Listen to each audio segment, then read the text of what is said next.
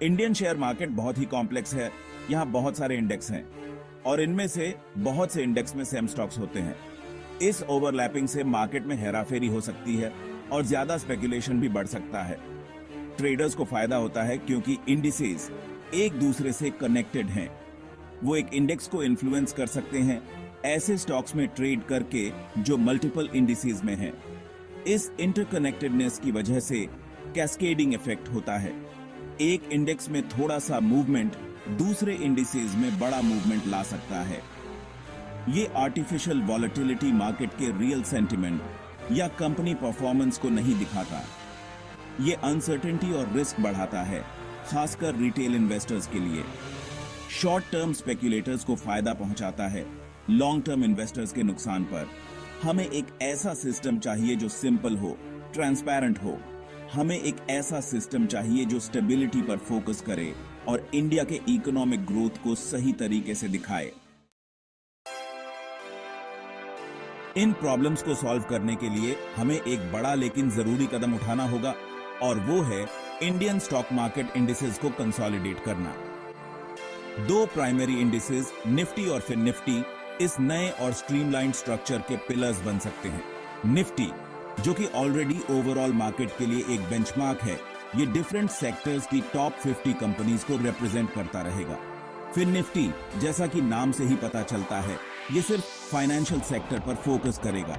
ये sector India के economic engine के लिए बहुत इंपॉर्टेंट है, इसलिए इस सेक्टर के परफॉर्मेंस को ट्रैक करने के लिए एक डेडिकेटेड इंडेक्स होना चाहिए। इस सेपरेशन से इन्वेस्टर्स के लिए जरूरी क्लैरिटी आएगी। इससे इंडिविजुअल सेक्टर्स और ओवरऑल मार्केट का एनालिसिस ज्यादा फोकस तरीके से हो पाएगा।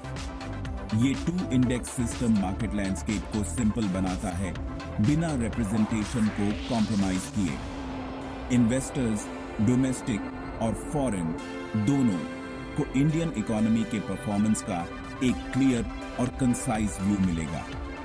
इस ट्रांसपेरेंसी से ट्रस्ट बढ़ेगा और लॉन्ग टर्म इन्वेस्टमेंट को इंकरेज मिलेगा, जो कि सस्टेनेबल ग्रोथ के लिए बहुत जरूरी है। ये जियो कंसोलिडेशन का प्रस्ताव है। ये इंडेक्स कॉम्पोजिशन में एक और जरूरी बदलाव के साथ आता है। किसी भी एक कंपनी का बहुत ज्यादा इन्फ्लुएंस ना हो, इसके लिए ये जरूरी है कि किसी भी एक स्टॉक का मैक्सिमम वेटेज इंडेक्स में 5 से 10% से ज्यादा ना हो। इस डाइवर्सिफिकेशन से ये इंश्योर होता है कि इंडेक्स सही में मार्केट की ब्रेड्थ और डेप्थ को रिफ्लेक्ट करे। अभी कुछ ही कंपनीज का कुछ इंडिसेस पर बहुत ज्यादा इन्फ्लुएंस है। इस कंसंट्रेशन ऑफ पावर की वजह से इंडेक्स मूवमेंट्स में डिस्टॉर्शंस आ सकते हैं। ये उन इंडिसेस से जुड़े रिस्क्स को भी बढ़ाता है। एक ज्यादा डाइवर्सिफाइड इंडेक्स कॉम्पोजिशन इन रिस्क्स को कम करता है। ये सभी कॉन्स्टिट्यूएंट कंपनीज के लिए एक लेवल प्लेइंग फील्ड बनाता है, चाहे उनका साइज कुछ भी हो। ये अप्रोच प्रूडेंट इन्वेस्टमेंट के प्रिंसिपल्स के साथ अलाइन करता है। ये इन्वेस्टर्स को इनकरेज करता है कि वो सिर्फ कुछ फेमस नेम्स को देखने की बजाय पूरे मार्केट में मौजूद पोटेंशियल को एक्सप्लोर करें। एक वेल डाइवर्सिफाइड इंडेक्स नेचुरल तरीके से ज्यादा स्टेबल होता है। किसी एक कंपनी या सेक्टर के परफॉर्मेंस की वजह से आने वाले सडन शॉक्स का इस पर कम असर पड़ता है। ये जो कंसोलिडेशन का प्रस्ताव है, ये इंडेक्स कंपोजिशन में एक और जरूरी बदलाव के साथ आता है। किसी भी एक कंपनी का बहुत ज्यादा इन्फ्लुएंस ना हो, इसके लिए ये जरूरी है कि किसी भी एक स्टॉक का मैक्सिमम वेटेज इंडेक्स में 5 से 10% से ज्यादा ना हो। इस डाइवर्सिफिकेशन से ये इंश्योर होता है कि इंडेक्स सही में मार्केट की ब्रेड्थ और डेप्थ को रिफ्लेक्ट करे। एक वेल डाइवर्सिफाइड इंडेक्स नेचुरल तरीके से ज्यादा स्टेबल होता है। Section 4 fortnightly expiry curbing speculation promoting long term vision. अभी डेरिवेटिव कॉन्ट्रैक्ट्स के लिए मंथली एक्सपायरी साइकिल से मार्केट वॉलेटिलिटी में काफी बढ़ोतरी होती है। इस एक्सेसिव स्पेक्यूलेशन को रोकने के लिए फोर्टनाइटली एक्सपायरी स्केड्यूल लाने का प्रस्ताव है।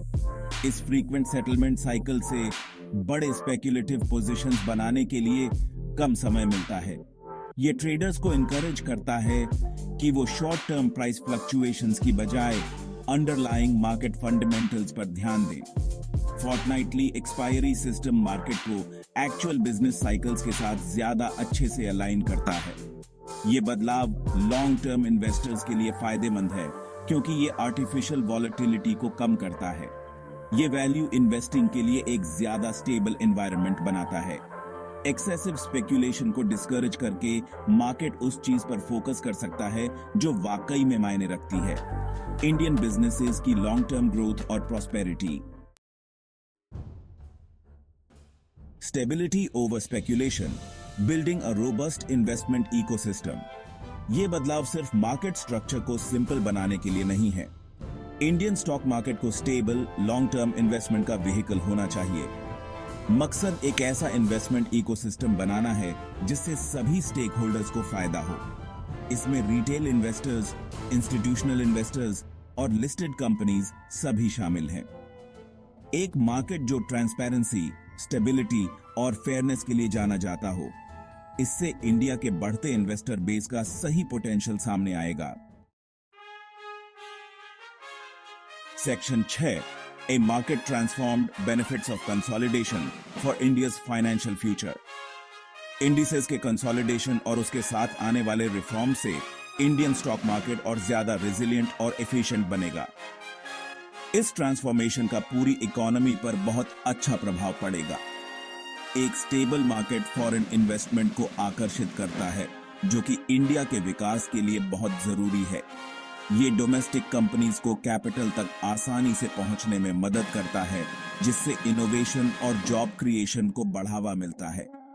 सबसे जरूरी बात यह है कि ये इंडियन सिटीजन्स को देश की इकोनॉमिक सक्सेस स्टोरी में भागीदार बनने का मौका देता है। ये जो बदलाव प्रस्तावित किए गए हैं, ये कोई क्विक फिक्स नहीं है, बल्कि एक stronger, more inclusive Indian stock market के लिए एक लॉन्ग टर्म विजन है। इन रिफॉर्म्स को अपनाकर इंडिया एक ऐसा फाइनेंशियल सिस्टम बना सकता है जो उसके सभी स्टेक होल्डर्स की जरूरतों को पूरा करे और एक बेहतर भविष्य का रास्ता तैयार करे।